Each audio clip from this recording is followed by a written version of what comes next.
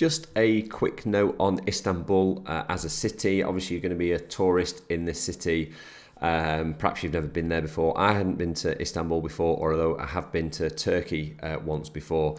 And yeah, I just wanted to say, Istanbul it's a wonderful city and it has a very rich history.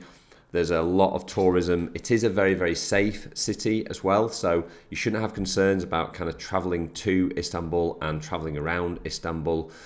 When I went for my hair transplant, I didn't really get much chance to go sightseeing. It was pretty busy schedule, really, over the 2 days, and I'd booked flights sort of pretty close, really, to arriving late the day before the procedure. Then you got your bloods and things, and then you want to get a good night's rest, and then you're straight into the clinic the following morning, and then rested the afternoon and was gone the following sort of lunchtime.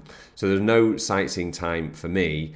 However, if you do want to sort of experience Istanbul and spend a bit of time just having a look around, and it is a beautiful city. I'll just scan through some of the images as well. There's plenty to see and plenty to do in Istanbul. As I say, it is safe as well. But one thing I would suggest is just make sure you do your sightseeing or plan to do your sightseeing before your procedure. Because you're not really probably going to feel in the mood for it sort of the day after. You're going to have bandaging on, and you might just have a little bit of tenderness, as I've talked about in one of my other videos. You might just feel a little bit, a bit tired, or might just have a little bit of soreness. You'll definitely feel a bit odd having big bandages around your head and things as well. You're probably not going to want to walk around the city. So generally speaking, well worth a visit, I would say, from a tourist point of view. But yeah, you definitely want to be doing it in the days leading up to your actual hair transplant if you're going to do it. The airport itself is fantastic as well. It's a massive, massive airport. The transfers all work smoothly as well, so you don't really need to worry about getting to and from like the hotel, because that's all taken care of for you as well. The airport has loads of facilities and things, and more security checks than I've ever had in my life, so it does feel kind of very, very safe. But yeah, you just seem to be getting security checked all the way through the airport when you're flying back out as well. So make sure you leave plenty of time when you're arriving at the airport, because you are going to have to go through those security checks.